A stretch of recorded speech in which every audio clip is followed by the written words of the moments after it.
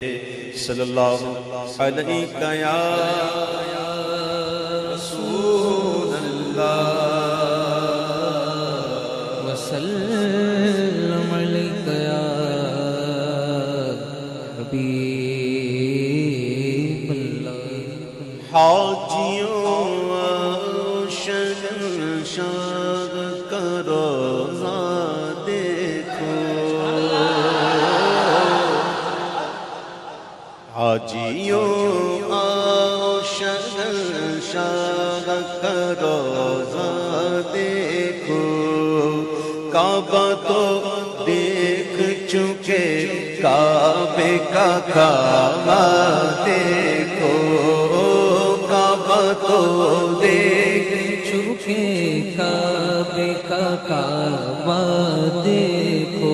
حضور کا دیکھا بھی کعبہ۔ تفسیر مظہری پڑھیے، وہ کون سی آیت ہے؟ میں تو حافظ قرآن میں اِذْ يَرْفَعُ إِبْرَاهِيمُ الْقَوَاعِدَ مِنَ الْبَيْتِ وَإِسْمَاعِيلُ رَبَّنَا تَقَبَّلْ مِنَّا إِنَّكَ أَنْتَ السَّمِيعُ الْعَلِيمُ، سورہ بقرہ ہے نا، اس کی تفسیر پڑھیں۔ اس آیت کی تفسیر کے تحت لکھا ہے کہ قیامت قائم نہ ہوگی یہاں تک کہ کعبہ شریف کو اٹھا لیا جائے گا۔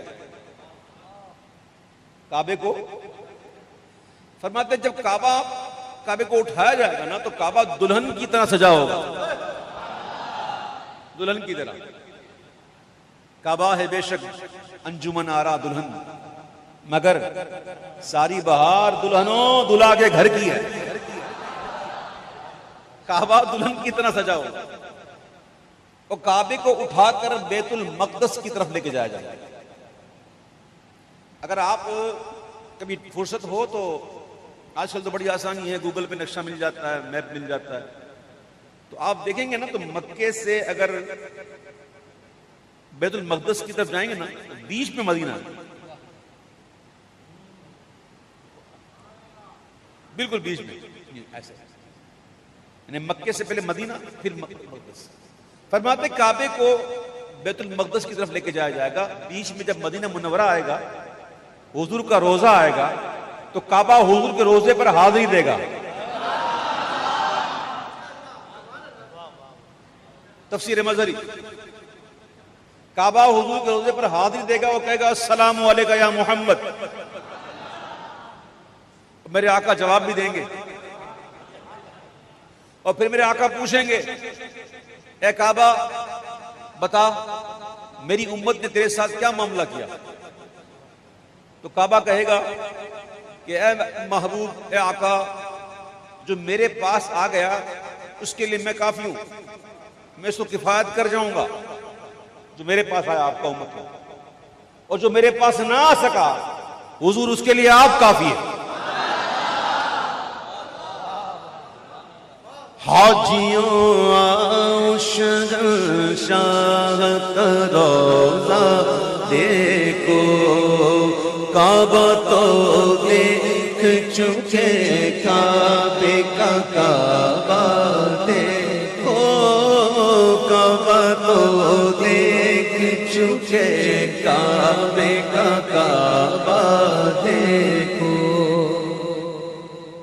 زیر میزاب ملے خوب کرم کے چھیٹے،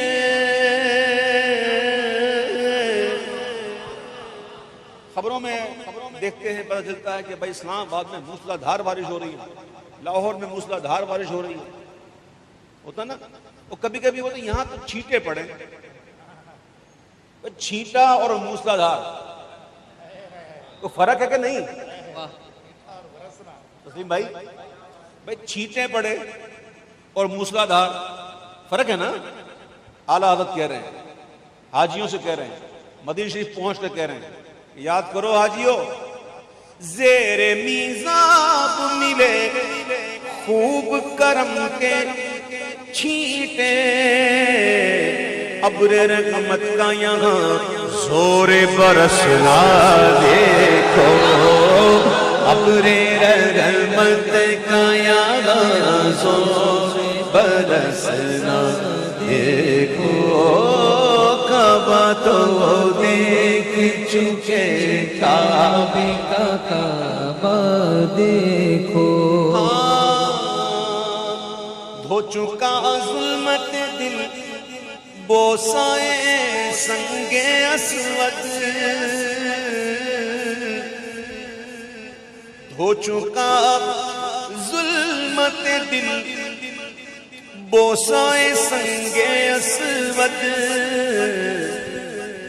خاک بوسی مدینہ کا بھی رتبہ دیکھو خاک بوسی مدینہ کا بھی رتبہ دیکھو کعبہ کو دیکھ چکے کعبے کا کعبہ دیکھو حاجیوں سے مخاطب ہوتے ہوئے اعلیٰ حضرت یاد دلا رہے ہیں کچھ کہہ رہے ہیں کچھ یاد ہے یاد دلاؤں کچھ یاد دلا رہے ہیں کہ سنو حاجیو مثل پروانہ پھرا کرتے تھے جس شمع کے گرد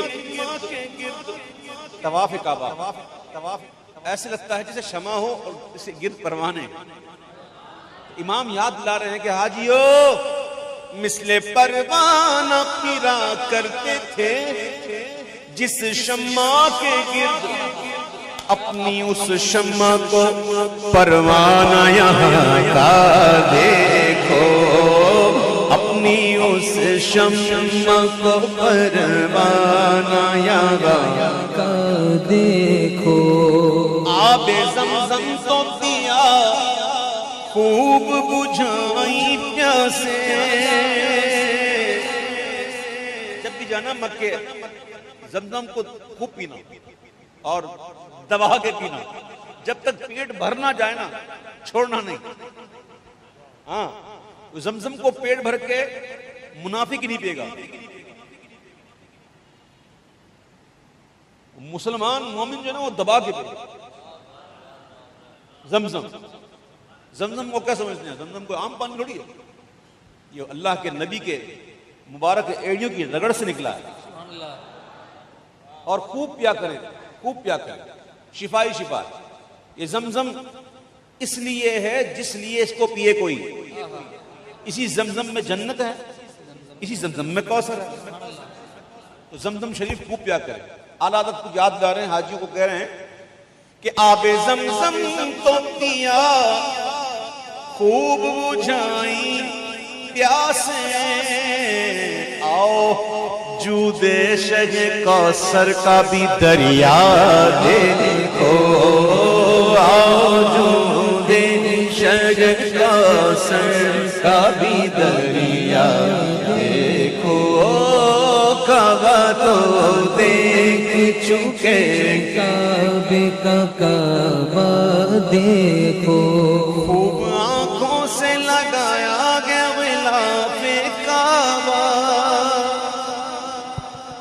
خوب آنکھوں سے لگایا گیا نسبت کیا ہے نسبت میں سمجھاؤں آپ کو نسبت مثال میں ایسی دے رہا ہوں جو آسانی سے سمجھ میں آ جائے ہمارے گھر کے اندر قرآن ہے کہ نہیں الحمدللہ اور قرآن کے اندر ہم کس میں رکھتے قرآن کو غلاف میں رکھتے ہیں جزدان بھی کہتے ہیں اسے تو قرآن کو بعد میں چومتے ہیں کیا بات ہے بھائی نکالنے سے پہلے قرآن کو بعد میں چومتے ہیں پہلے غلاف کو بھائی کپڑے میں کیا ہو گیا بھائی ایک تھان ہم گئے مارکیٹ میں کپڑے والے کے پاس ہم نے کہا بھائی ایک گز نکال دو مجھے بچوں کی چٹیاں بنانی ہیں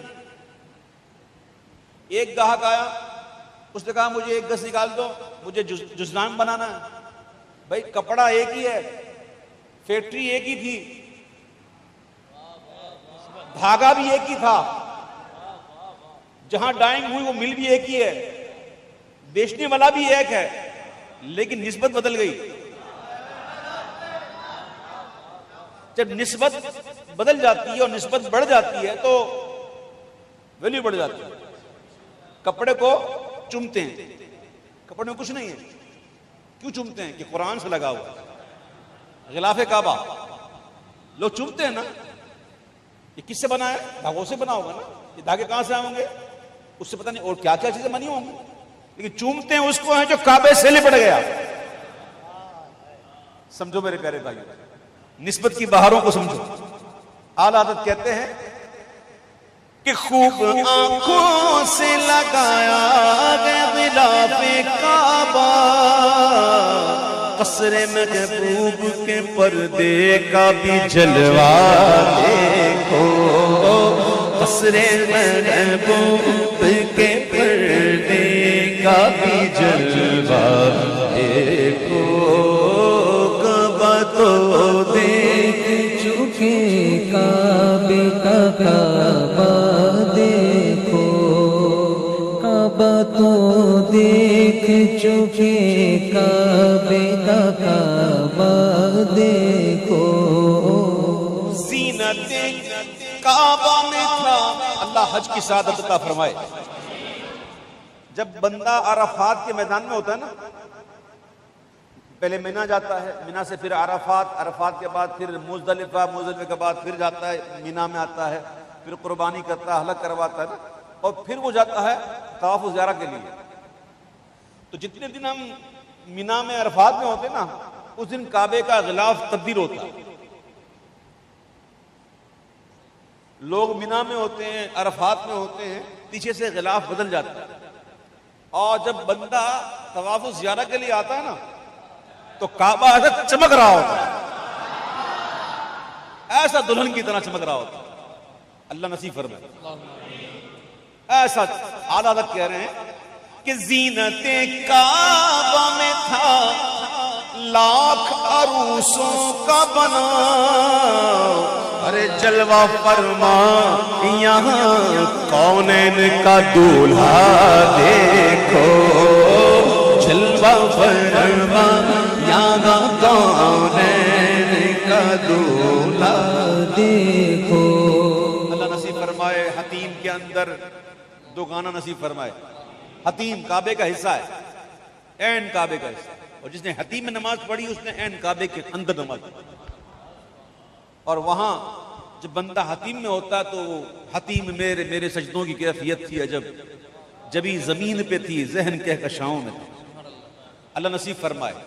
اعلیٰ حضرت یاد دلا رہے ہیں حاجیوں سے، وہ کہہ رہے ہیں کہ مہر مادر کا مزہ دیتی تھی آغوش حتیم، جسے بچہ ماں کی باہوں آغوش میں آ جائے، ماں کی باہوں میں آ جائے تو کتنا سکون محسوس کرتا ہے۔ اس کا مجھے آج ہی مجھے ایک تجربہ ہوا۔ الحمدللہ میری ماں اللہ سلامت رکھے پروردگار، تو آج میری ماں میرے گھر سے رخصت ہو کے میرے بھائی کے گھر گئی، تو میں ماں سے مل رہا تھا، میں ماں سے لپٹ رہا تھا، ماں سے میں پیار کر رہا تھا، میں ماں سے کہتا ماں راضی ہے نا؟ تو ماں بولی بیٹا میں اللہ کا شکر ادا کرتی ہوں کہ مجھے تجھ سے بیٹا ملا۔ وہ میری ماں کی محبتیں تھی، اور میری ماں راضی الحمدللہ، اللہ کا شکر ہے۔ تو میں میری ماں سے لپٹ کر میں آج بڑا میرا ایک عجیب موڈ تھا، میں رو رہا تھا۔ ماں ہوتی ہے نا، تو ماں کی آغوش میں آ کر بچہ بڑا مطمئن ہو جاتا ہے۔ اللہ ہمیں والدین کا ادب کرنے والا بنا ہے۔ یاد رکھو جن کے ماں باپ ناراض ہیں نا، تو جتنے رمضان میں روزے گزرے نا، جتنی عبادت کی نا، یہ سب معلق رہ جائے گی جب تک کہ راضی نہ ہو۔ رمضان گزرانا بھی روزے رکھے نا، تراویحاں پڑھی، نمازیں پڑھی نا، جو بھی ہے، ماں باپ راضی نہیں تو یہ اٹکے ہوئے ہیں۔ ماں باپ کو راضی رکھو، ان کی قدر کرو، ان کی عزت کرو۔ تو ماں کی آغوش نصیب والوں کو ملتی ہے۔ حتیم کے اندر ایسا لگ رہا تھا جسے ماں کی آغوش میں آ گئے۔ مہر مادر کا مزہ دیتی تھی آغوش حتیم، ارے جن پہ ماں باپ فدا یا کرم ان کا دیکھو، جن پہ ماں باپ فدا یا کرم ان کا دیکھو، کعبہ تو دیکھ چکے کعبے کا کعبہ دیکھو۔ کلام تو بہت طویل ہے، میں مقطع پڑھتا ہوں کہ غور سے، کلام تو بڑا لمبا ہے اور بھی اشعار ہے اس میں، چلو میں آپ کا شعر پڑھ دیتا ہوں۔ ایک شعر بڑا کمال ہے، سن لیجئے. کر چکی رفت کعبہ پہ نظر پروازیں،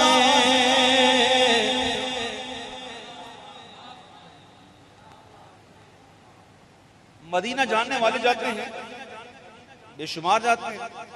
ان بے شماروں میں کچھ علماء بھی ہوتے ہیں، کچھ عشاق بھی ہوتے ہیں، تو عالم بھی ہو اور عاشق بھی ہو. اور وہ جب مدینہ شریف جاتا ہے نا تو اس کو سمجھ پڑتی ہے کہ کہاں آیا ہوں، کون سی جگہ ہے، یہ جگہ کیا ہے. اعلیٰ حضرت کہتے ہیں سنو کہ کر چکی رفت کعبہ پہ نظر پروازیں، ٹوپی اب تھام کے خاک در بھالا دیکھو، ٹوپی اب تھام کے خاک در بھالا دیکھو. آج میں تیرا دہلیز نشین، آج میں عرش کا ہم پایا ہوں، ٹوپی اب تھام کے خاک در والا دیکھو. غور سے سن تو رضا کعبے سے آتی ہے صدا، غور سے سن تو رضا کعبے سے آتی ہے صدا. کعبے کی صدا سنے کون؟ حدیث پاک پڑھ، بخاری شریف کی حدیث ہے.